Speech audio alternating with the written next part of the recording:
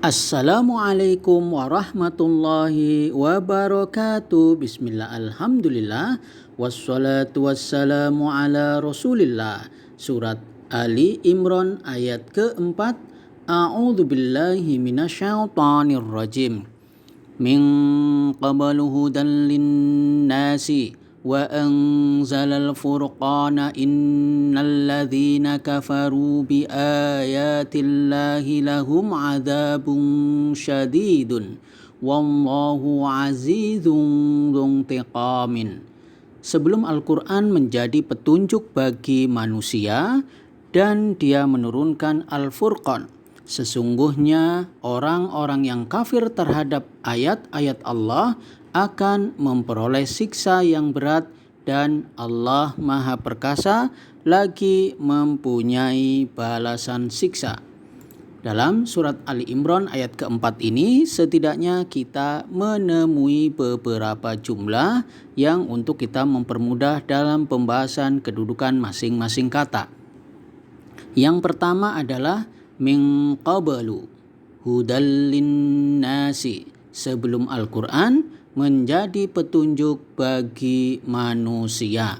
Yang pertama adalah min qablu, dari sebelum, dalam hal ini sebelum Al-Quran.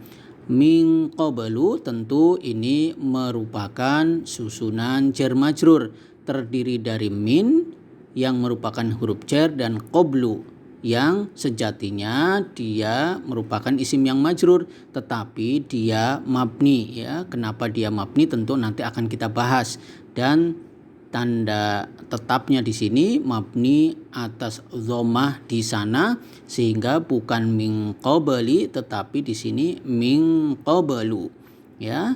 Dan di sini merupakan syibhul jumlah, susunan jar majrur, maka dia muta'alliq, dia memiliki keterkaitan makna dengan apa? Ya, keterkaitan maknanya dengan kalimat sebelumnya. Baiklah, sebelum kita lanjutkan, maka kita sampaikan kenapa min berikutnya tetap qablu ya, bukan min qabli, tapi di sini min qablu. Jadi, selain kata qablu ada juga ba'du ya. Kata qablu dan ba'du termasuk dzaraf ya, isim yang menunjukkan makna tempat atau keadaan. Kedua kata tersebut jika tidak disebutkan mudhofun ilaihnya atau kata yang disandari atau kata setelahnya sedang maknanya tersirat, maka kedua kata tersebut termasuk yang sekarang kita bahas yaitu qablu adalah mabni ya, huruf terakhirnya tetap meski didahului dengan huruf jar. Misalnya yang sedang kita bahas ini min qablu, yang dimaksudkan ialah min qablihi. Karena kata alha di sini mudhofun ilaihnya tidak disebutkan, maka kata qablu adalah mabni, yakni bunyi huruf akhir lam tidak berubah, tetap di dhammah. Begitu penjelasan singkatnya. Dan sekarang min qablu tadi disebutkan dari sebelum. Min qablu ini tentu saja dia muta'alliq, memiliki keterkaitan makna dengan apa? Dengan fi'il sebelumnya, dalam hal ini adalah anzala ya, di ayat yang ketiga. Jadi sejatinya ayat keempat ini masih satu rangkaian dengan ayat yang ketiga, min qablu, dari sebelum diturunkannya ya, diturunkan. Jadi dari sebelum Al-Qur'an ya. Berikutnya adalah hudal linnasi, menjadi petunjuk bagi manusia.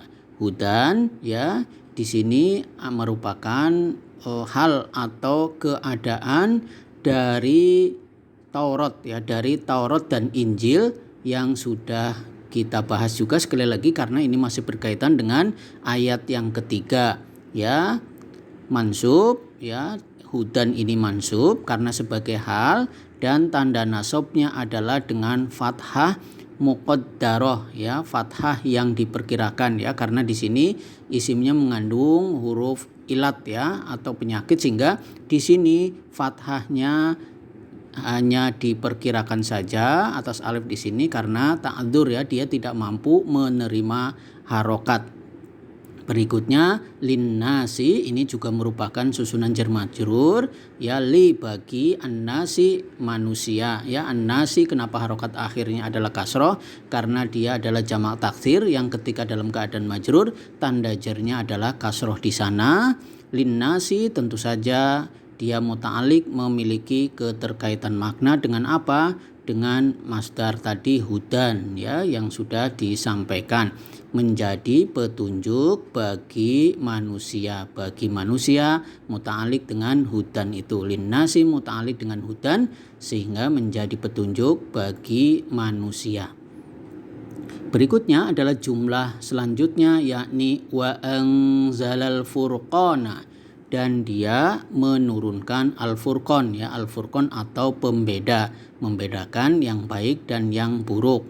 Di sini tentu wa anzalal furqana, dan dia menurunkan al-furqan ini tentu dia maktuf ya, jumlah maktufa terhadap wa anzalat taurata ya, wa anzalat taurata wal injil, dan jumlah ma'tufah berikutnya yang mengikuti dengan jumlah sebelumnya adalah wa anzalal furqana ya. Tentu pembahasannya sama persis ya, wanya wawu ataf, anzala juga ini sama-sama ya sebagai fi'il madhi dengan fa'il atau pelakunya adalah huwa di sana, sedangkan al-furqana ini merupakan maf'ul bih sebagaimana taurata dan injila sebagai maf'ul bih telah diturunkan apa?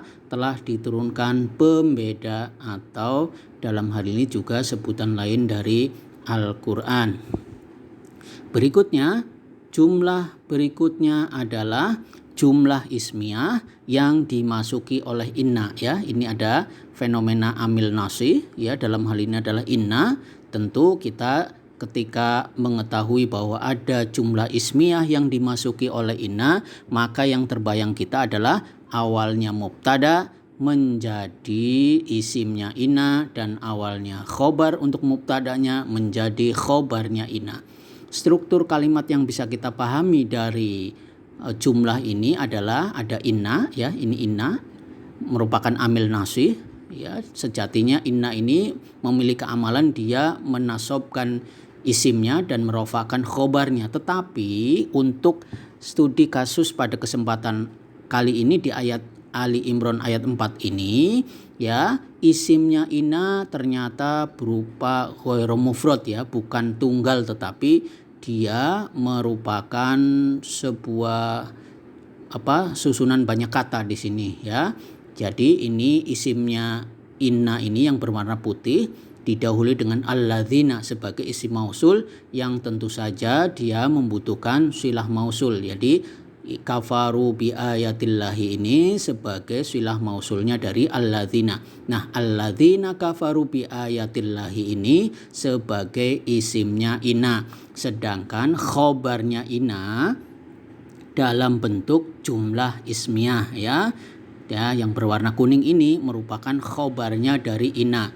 Nah, jumlah ismiyahnya juga di sini diawali dengan syibul jumlah, maka nanti kita akan bertemu dengan fenomena khobar muqaddam dan mubtada muakhor ya. Struktur kalimatnya seperti itu. Jadi ketika ada jumlah ismiyah sejatinya kita sedang berbicara mubtada dan khobar.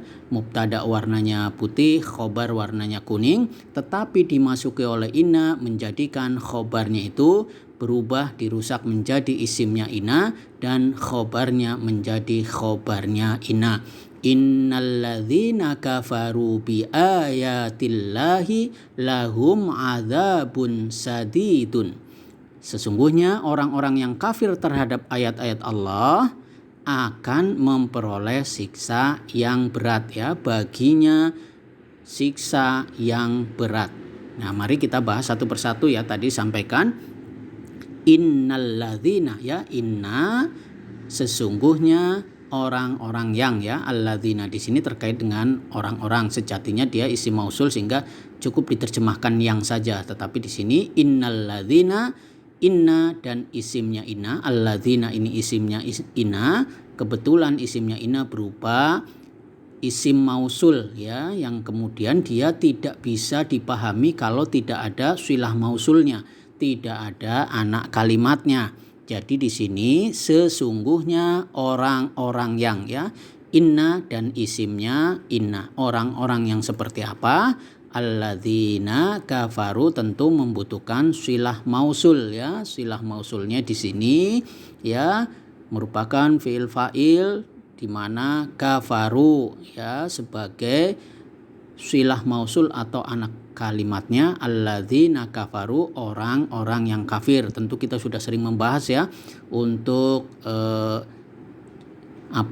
ketika kita mentasrif secara istilahi dan secara lughawi terkait kafaru ini, ya. Di sini kan merupakan kafaru fiil madhi dengan wawu jamak di sini sebagai fa'il atau pelakunya, ya. Kafaro kafaru, ya. Di sini tentu berkaitan dengan huwa huma hum, ya. Hum wawu jamak di sini artinya banyak atau jamak yang tentu kembali aid kepada yang tadi, ya, alladzina, orang-orang yang kafir. Alladzina isim mausul yang berkedudukan sebagai isimnya inna, kafaru sebagai silah mausul dari alladzina.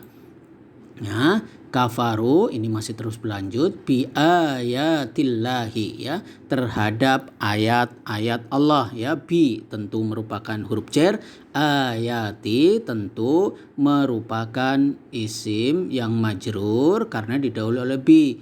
Nah, kebetulan polanya mulhaq jamak muannas salim. Jamak muannas salim yang ketika dalam keadaan majrur tanda jarnya adalah kasroh di sana. Bi ayati terhadap ayat-ayat.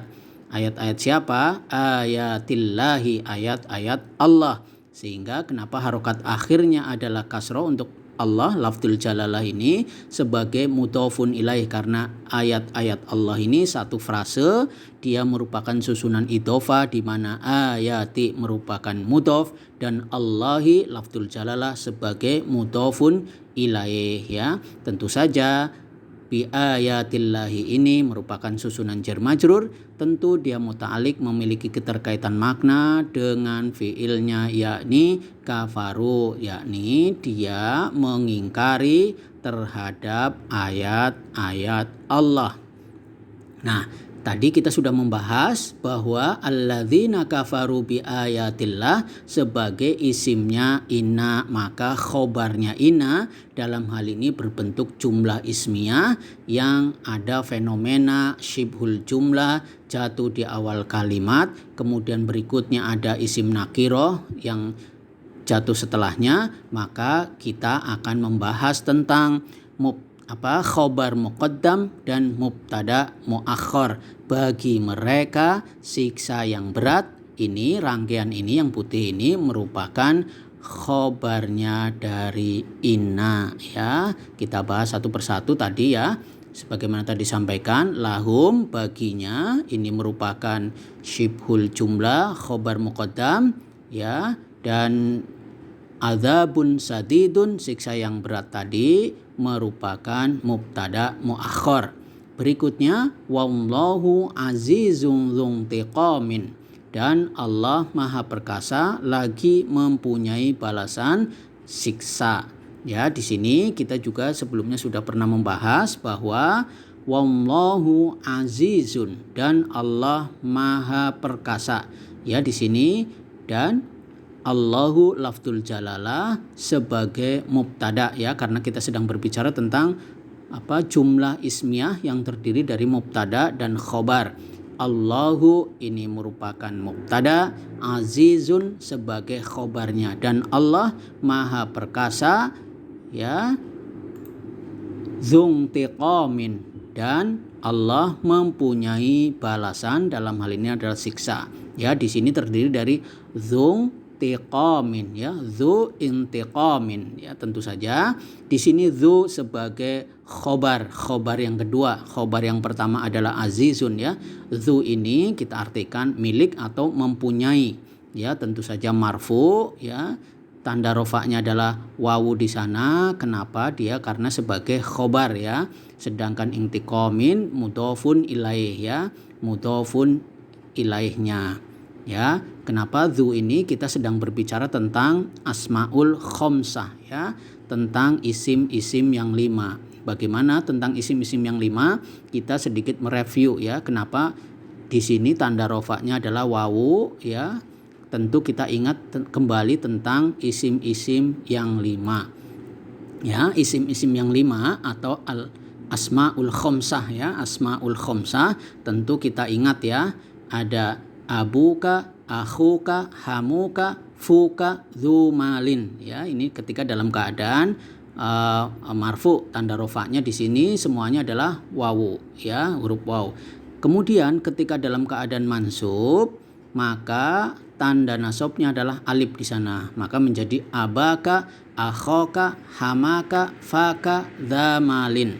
Begitu juga ketika dalam keadaan majrur, maka kita katakan abika, akhika, hamika, fika, dzimalin ya, dengan tanda jernya adalah ya di sana. Lah kembali di sini dzumalin, pemilik harta ya. Di sini tanda rofa'nya adalah wawu ya, ketika dalam keadaan marfu ya, tanda rofa'nya adalah wawu ya. Dzumalin ini rumus saja ya. Malin ini bisa diganti dengan yang lain, termasuk tadi yang sedang kita bahas dzuntiqamin ya, menjadi pemilik balasan, mempunyai balasan, sebagaimana tadi ya, dzuntiqamin, mempunyai atau memiliki balasan atau siksa ya. Sekali lagi, dzu ini merupakan khobar yang kedua ya, marfu li'annahu min asma'il khamsah, karena dia adalah masuk dalam asmaul khamsah yang ketika dalam keadaan rofa tandanya adalah wawu di sana. Sedangkan intiqamin ini merupakan mudhofun ilaih yang tentu saja dia wajib majrur, tanda jernya adalah kasroh di bagian akhirnya. Maka kita bisa sampaikan min qablu hudal linnasi, sebelum Al-Qur'an menjadi petunjuk bagi manusia, wa anzalal furqana, dan dia menurunkan al-furqan, pembeda antara yang baik dan yang buruk. Innalladzina kafaru bi ayatillahi, sesungguhnya orang-orang yang kafir terhadap ayat-ayat Allah, lahum, baginya ya, sekali lagi ini sebagai khobar muqaddam, adzabun sadidun, memperoleh siksa yang berat. Wallahu azizun dzuntiqamin, dan Allah maha perkasa lagi mempunyai balasan siksa. Demikian yang bisa sampaikan. Semoga Allah memberikan rahmatnya kepada kita semuanya, dan kita tetap diberi keistiqomahan karunia untuk selalu mempelajari Al-Quran. Subhanakallahumma wa bihamdika asyhadu an la ilaha illa anta wastaghfiruka wa atubu ilaik. Wassalamualaikum warahmatullahi wabarakatuh.